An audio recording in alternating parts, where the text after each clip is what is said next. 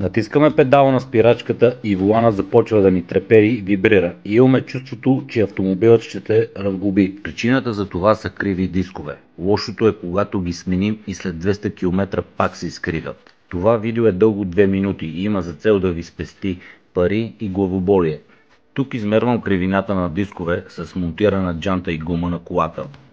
Не оставяйте спирачния апарат да виси на маркуча, за да няма после изчезнаха ми спирачките. В ръцете си държа отверка, която при удар удива всяко болче.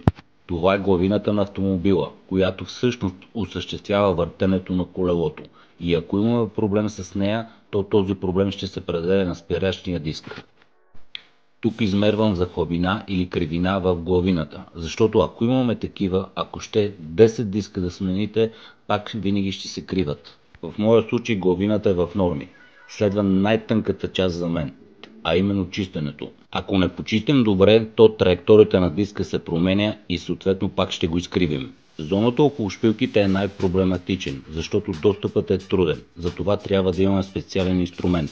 Добре е да използваме брейк клинера някой път по предназначение.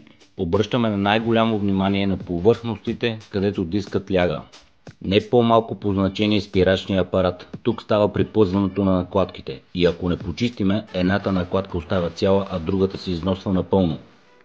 Използваме различни лубриканти за различни места. Не забравяйте, че спирачките развиват страшно висока температура и не може да шляпаме с каквото ни попадне. Разликата между лекарството и отровата е в дозировката. Да внимавайте колко слагате и къде слагате. Например, почистената главина не я мажеме с нищо, защото това ще анулира автоматично гаранцията на дисковете при един евентуален проблем в бъдеще. За прибиране на буталния цилиндър избягвате да използвате водопроводен ключ. Може да подкривим, наредим цилиндърчето, в случай имаме две цилиндърчета, може да наредим мехчето или уплътнението. Когато сме готови, почистваме старателно. Последната стъпка е да монтирам гумата с джантата и използвам динамометричен ключ за затягане на гайките в случая в нужната спецификация.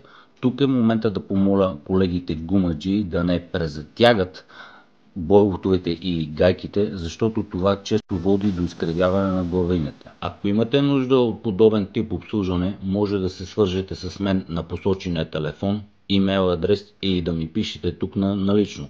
Намирам се в Благоевград. Благодаря.